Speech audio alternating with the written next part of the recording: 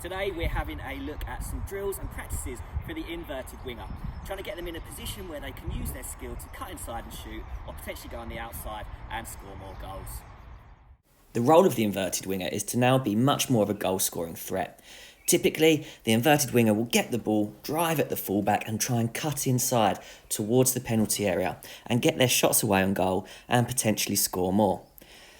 Driving at the defender and moving into this area causes the defender to step back and protect that goal threat. They want to make sure they're in the way or in between you and the goal. But typically, they'll try and force you out wide. And this is where an inverted winger needs to have the ability to use that other foot to drive the ball into the goal as well, giving them the chance to go on the inside and the outside, making their game unpredictable. And that is what we're going to look at today in our training session. So first of all, we want to make sure that we're focusing on getting a good first touch. As for any position, it is absolutely crucial that we get a good first touch. But here we want to make sure that we just pop the ball off the wall and get a first touch in the direction of the cones ahead of us. So we focus on just cushioning that ball slightly ahead of our feet.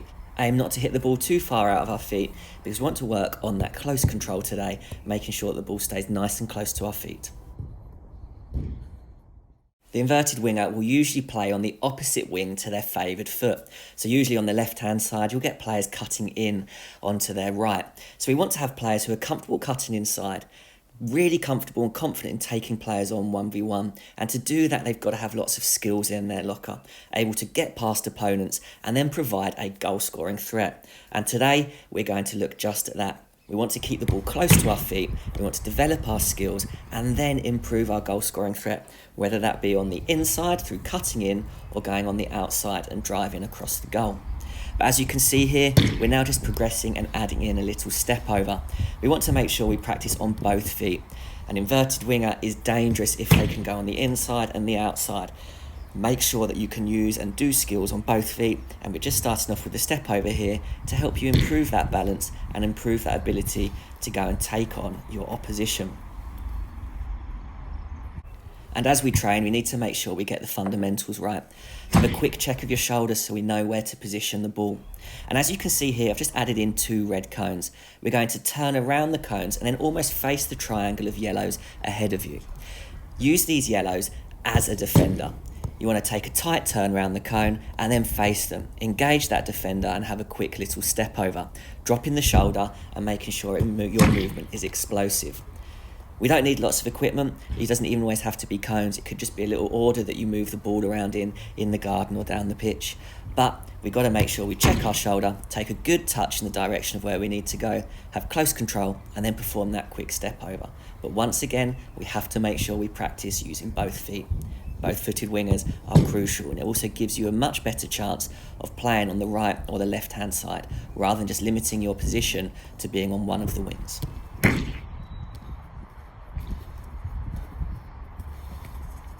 Now, playing as an inverted winger does bring a lot of pressure. You have opponents come close to you and you might have to beat 1 or 2 players nice and quickly. So we're just progressing now by adding in a touch and step over.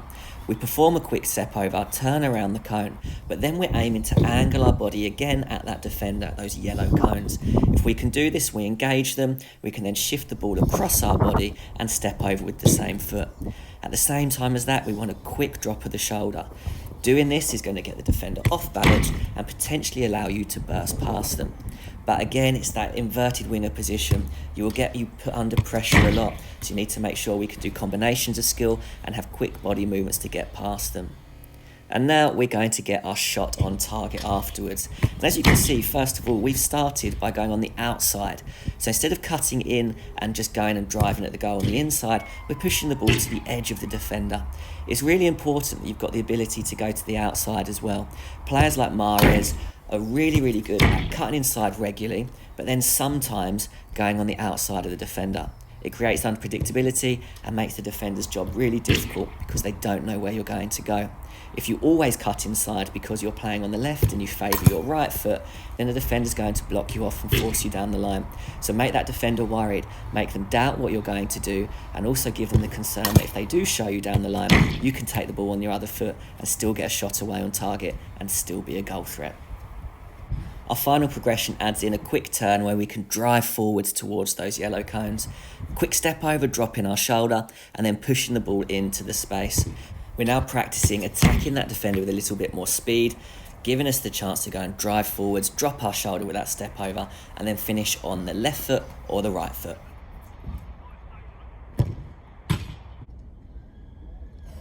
So if you're an inverted winger, focus on developing your ability to keep close control of the ball. Develop those skills, include them in your game, and then beat players. But don't always go on the inside and cut inside. Have the ability to go on the outside as well, making your game unpredictable and giving you more opportunities to get more shots and more chances, giving you a chance to score many more goals.